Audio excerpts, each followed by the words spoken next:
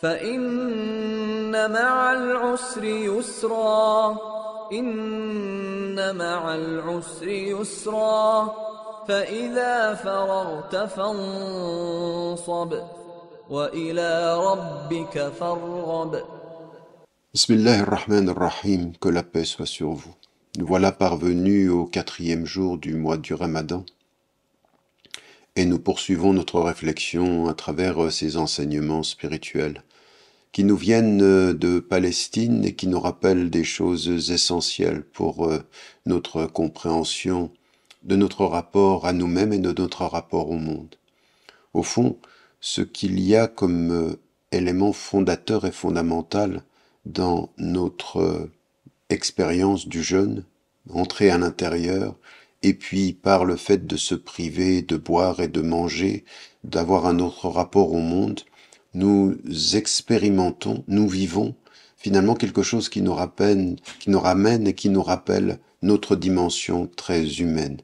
Et avec la dimension très humaine, non seulement nous nous rapprochons des pauvres, mais nous nous rapprochons de tous nos semblables, de toutes celles et de tous ceux qui, à travers le monde, vivent avec les épreuves de la vie, vivent comme des êtres humains qui ont besoin de boire, qui ont besoin de manger, qui ont besoin d'une demeure, et qui, ici, peuvent être des victimes, mais ailleurs peuvent être des personnes qui sont dans l'oubli ou dans la négligence d'eux-mêmes.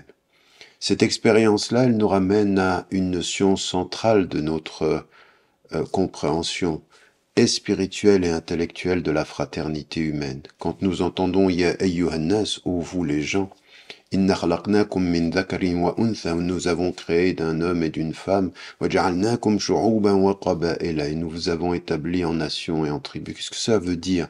Ça veut dire que dans cette expérience-là, ce que nous devons nous rappeler, ce que nous rappelle l'épreuve qui est vécue en Palestine, l'épreuve qui est vécue en Chine, l'épreuve qui est vécue au Congo, l'épreuve qui est vécue en Ukraine, l'épreuve qui est vécue partout dans le monde, et même tout près de nous, les pauvres et ceux qui sont des sans-abri à côté de nous, eh bien, qu'est-ce qu'il nous rappelle ? Il nous rappelle que nous devons, en toutes circonstances, revenir à notre fraternité humaine. Nous sommes de la même famille humaine. Il y a un Dieu et il y a une humanité.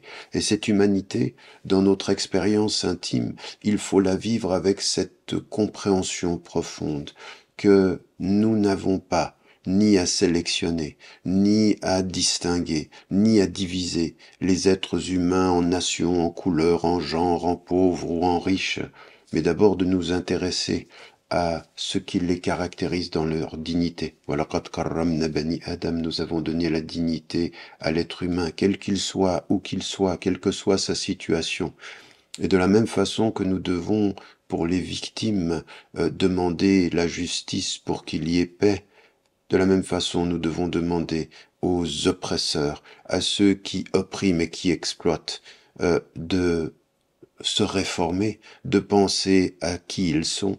Et même quand Moïse, alayhi salam, se retrouve devant Pharaon, il lui est dit avec son frère, وَقُلَ لَهُ قَوْلًا لَيِّنًا, et dites-lui des paroles douces pour qu'il se souvienne, pour qu'il se rappelle.